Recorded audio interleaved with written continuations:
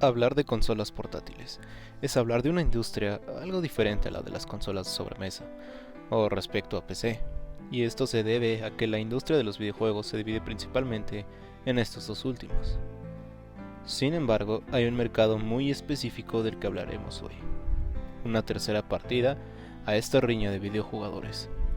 Aquellos jugadores que les gusta seguir la aventura e historias de sus juegos cuando salen de casa o donde quiera que estuvieras. Y es que ahí está la maravilla de estas pequeñas consolas. Incluso estando en casa, no estás en la necesidad de estar pegado a un televisor. Puedes continuar tu partida estando en el baño, incluso. Han existido una variedad de consolas portátiles a lo largo de la historia, pero quiero enfocar este video para hablar de dos polos opuestos en la industria, la aclamada Nintendo Switch y el infame PlayStation Vita. Si bien antes de empezar con el análisis que nos da cita el día de hoy, hay que considerar que vienen de distintas épocas, pues hay 5 años de diferencia entre una y otra. Y si bien hay cosas que no son muy comparables, lo haremos, pues en realidad la diferencia no es tan grande como la imaginas. El diseño de PlayStation Vita sigue la tendencia de su hermano mayor, el PSP, añadiendo el famoso segundo joystick, el cual todos los que gozamos de un PSP en su momento gritamos de emoción al ver este segundo joystick. Otro añadido importante fue la inclusión de una pantalla OLED de 5 pulgadas, y esta es una pantalla que para su época se veía completamente como algo novedoso. A esto se le suma su panel táctil trasero, que fue experimental al final de cuentas, pero que al principio nos daba mucha curiosidad y prometía explorar el catálogo de PlayStation Vita en su uso. Hay algunos juegos que justificaban la existencia de este panel trasero, como Little Deviants, Little Big Planet, Tearaway, por mencionar algunos. Pero hay otros que era sumamente incómodo jugar, tal es el caso como FIFA, donde tus dedos ocupaban parte del panel trasero y terminabas tocándolo por error, haciendo que tu jugador tirara cuando tú no querías hacerlo. Hay otros que prefirieron ignorar su presencia, como el caso de Need for Speed Most Wanted, donde la verdad fue mejor la ausencia del panel táctil trasero. Del otro lado de la moneda está la Nintendo Switch, con una pantalla inferior a la de PlayStation Vita, siendo esta una LCD con 6.2 pulgadas, en su tamaño mayor, claro, a la de PlayStation Vita. Dos joysticks desmontables que nos dan la oportunidad de jugar con un amigo en la misma consola sin la necesidad de comprar un mando adicional. Tiene una pata trasera, la cual para mi gusto y el de muchos está mal diseñada, ya que es muy frágil y logra zafarse de la consola con facilidad. Esta te permite recargarlo en superficies planas y poder jugar con los Joy-Cons desmontados.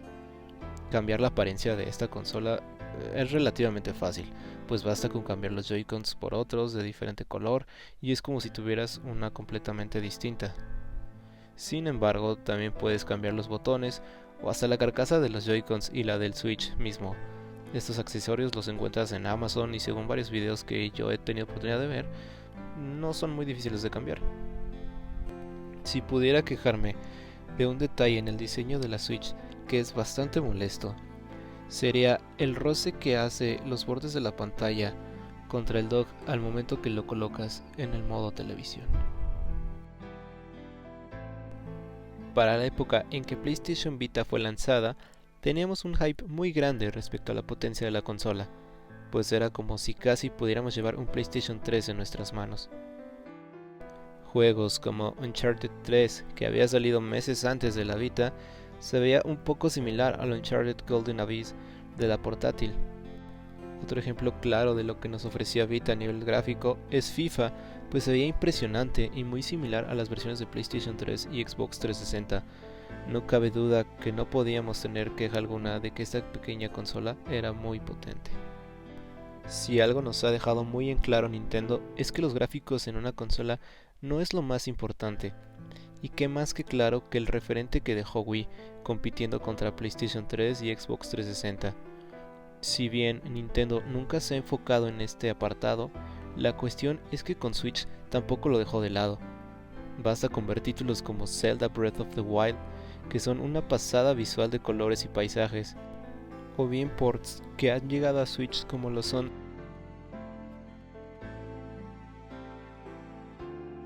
Es verdad que tenemos algunos otros que son decepcionantes, como lo es FIFA o Mortal Kombat 11, por poner algún ejemplo. Son simplemente un buen intento. Y sin duda alguna, es aquí donde pisamos terreno firme para Nintendo Switch y una caída libre para PlayStation Vita. PlayStation Vita salió al mercado con joyas como Uncharted Golden Abyss a cargo de Bend Studios, pues en ese momento Naughty Dog estaba con toda su concentración en lo que sería la obra maestra The Last of Us. Sin embargo, este juego nos ofrecía una experiencia fresca, con el nuevo mecanismo de PlayStation Vita como el panel táctil trasero y delantero, la opción de hacer zoom a un francotirador o saltar de un acantilado a otro, y como le mencionamos previamente, la calidad gráfica similar a Uncharted 3 de PlayStation 3. Al mismo tiempo, podíamos encontrar juegos bastante prometedores como Wipeout 2048, que era bastante divertido, y más aún en su modalidad en línea. Reality Fighters, donde podíamos jugar sobre superficies de nuestro día a día con la realidad aumentada y crear nuestros personajes.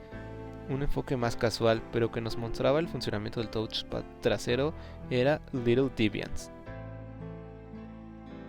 Mountain Nation Racers, que para el lanzamiento en América Latina se ofreció un bundle con este juego, Resistance Burning Skies, y en unos meses posteriores tendremos una excelente adaptación de PlayStation 3, Mortal Kombat 9, que funcionaba de maravilla, y sucediendo lo mismo que Uncharted, sentíamos un PlayStation 3 portátil. Y por último, la propuesta de Japan Studios para esta consola, Gravity Rush. ¿Será que PlayStation Vita echó toda la carne al asador en su primera etapa de vida? No lo podemos confirmar al 100%. Quizás sí, y lo podemos justificar con los escasos lanzamientos fuertes que hubo después. Necesitábamos sí o sí un Little Big Planet en esta consola, el cual fue bastante bien recibido para el público.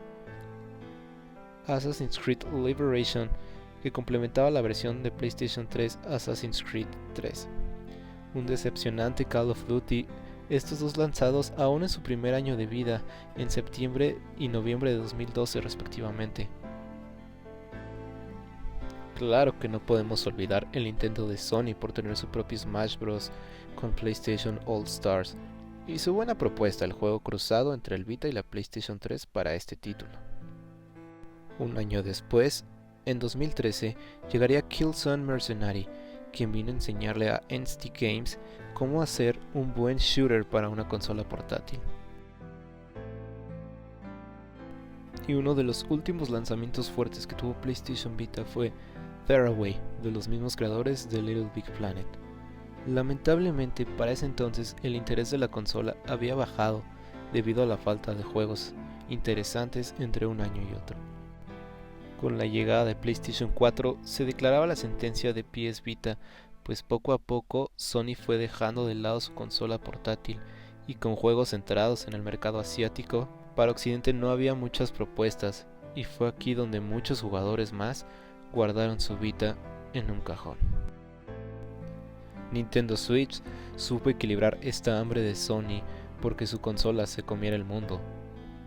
Lanzamientos más planificados y jugando bien sus cartas mantuvieron a la Switch donde está hoy en día, subiendo sus ventas incluso por encima de PlayStation 5 y Xbox Series X. Zelda, con su inmenso mundo abierto, armas que se rompen, la necesidad por comer para aumentar tu salud, tener frío o calor y una historia bastante interesante, consolidaron a este Zelda como uno de los mejores.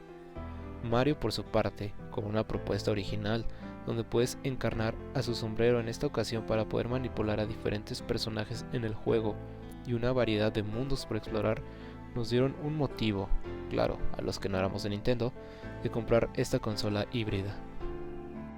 Tuvimos 3 lanzamientos fuertes en ese mismo año 2017, como Xenoblade Chronicles 2, Splatoon 2 y Mario Kart 8 Deluxe, que complementaban la versión raquítica de Wii U.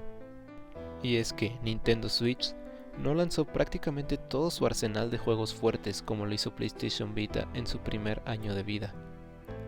Para su segundo año, 2018, tuvimos Smash Bros. Ultimate, Mario Party, Bayonetta 1+2 Kirby Stars Allies, Mario Tennis,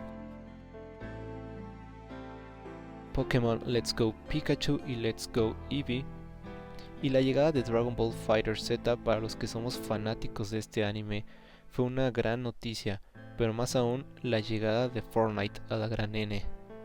Pero bueno, nos estamos centrando principalmente en juegos de Nintendo, así que podemos omitir estos dos últimos sin problema. En 2019 pudimos gozar de títulos como Yoshi's Craft World, Super Mario Maker 2, The Legend of Zelda Link's Awakening, Luigi's Mansion 2, Pokémon Espada y Escudo, y ni hablar de 2020, el exitoso y best-seller Animal Crossing New Horizon, Paper Mario, el indie que sobrepasó la híbrida, Hades, Hyrule Warriors Age of Calamity, donde nos muestran más sobre la historia de Breath of the Wild. Y por último, en este 2021, Mario 3D World Plus Bowser's Furies, que es un refrito y no, porque este último tiene un adicional que es Bowser's Fury. Monster Hunter's Rise, Pokémon Snap, Mario Golf, WarioWare Get It Together, Metroid Dread, Super Mario Party Superstars, Pokémon Diamante Brillante y Perla Reluciente, sin contar que para 2022 estaríamos esperando la segunda parte de Breath of the Wild y un interesante Splatoon 3. Como podemos observar, PlayStation Vita dio prácticamente todo en su primera etapa de vida, mientras que Nintendo Switch supo mover perfectamente bien sus cartas y lo sigue haciendo hoy en día. Tenemos bien claro que la primera causa que puso bajo tierra tempranamente a PlayStation Vita fueron sus accesorios. Y a mí me gustaría resaltar la memoria mini SD exclusiva de Sony, y la cual fue exageradamente cara. Para ese entonces, el mercado de teléfonos móviles se movía de manera acelerada y exponencial. Las memorias SD las podías adquirir en cualquier tienda de electrónica y los precios estaban muy por debajo de las tarjetas de Sony. La competencia en ese entonces, Nintendo 3DS, soportaba tarjetas SD y por eso las tarjetas exclusivas fueron un disparo en el pie para Sony. Si lo vemos por el lado de Nintendo Switch, es cierto que también hay oficiales de Nintendo con SanDisk micro SD, pero Nintendo Switch es 100% compatible con memorias de otras marcas y que no están licenciadas por Nintendo, las cuales puedes encontrar por la mitad de precio que las oficiales. Quizá Nintendo Switch continuó lo que bien ya había hecho con 3DS, o tal vez, y solo tal vez, aprendió de los errores de la competencia de su antecesora. Después de todos estos antecedentes, ¿podemos decir que PlayStation Vita fue una consola mala? PlayStation Vita fue un héroe de guerra en tiempos de paz. Nos ofrecía grandes juegos desde su lanzamiento, gráficos nunca antes vistos en una portátil, una hermosa pantalla OLED que hoy en día Nintendo ya adoptó en su nuevo Nintendo Switch OLED, innovación en su panel táctil trasero, que quizá para el gusto de algunos estaba de más. Su único delito fue querer abarcar un mercado que ya estaba siendo devorado por los teléfonos móviles. Un iPhone 5 y iPod Touch 5 con nuevas pantallas más grandes, Galaxy S4 y de igual manera próximo a salir, evitaban que los servicios multimedia que ofrecía PlayStation Vita resultaran interesantes para los usuarios de la consola. Siendo esto todo lo contrario, pues para muchos entorpecían la experiencia de uso, con aplicaciones inútiles que ocupaban espacio en la memoria interna del sistema. Sony y sus estudios le dieron la espalda para cuando PlayStation 4 ya estaba en el mercado. Sus 16 millones de unidades vendidas en todo el mundo no evitaron que hoy en día se haya rescatado del fondo del abismo la excelente consola PlayStation Vita, pues muchos gamers ideosos le dieron un segundo aire de vida a esta consola, convirtiéndola en un emulador de consolas anteriores. Otros le dieron una oportunidad para jugar grandes joyas asiáticas, y otros, como yo, preferimos mantener la original, jugando sus grandes juegos, tratando de obtener el trofeo platino, pero sobre todo disfrutando lo infravalorada que está esta consola. Nintendo Switch aún tiene camino por recorrer. Si bien tiene sus defectos como el Joy-Con Drift, el espacio en memoria interna tan corto y su servicio online deficiente y lleno de lags, por poner algunos ejemplos, es una consola para todo momento y ocasión, pues puedes jugar con tu familia, con los Family Friend de Nintendo, o puedes jugar grandes indies o exclusivas de Nintendo por tu cuenta. Sus más de 93 millones de unidades que ha vendido hasta el momento nos demuestra por qué sigue siendo la consola favorita de los gamers de manera general, incluso por encima de las nuevas PlayStation 5 y los nuevos Xbox Series X y S. Ambas consolas son un parteaguas en la historia de los videojuegos. El fracaso que cambió la historia de la industria, mal manejo en la toma de decisiones y una época que no le correspondía.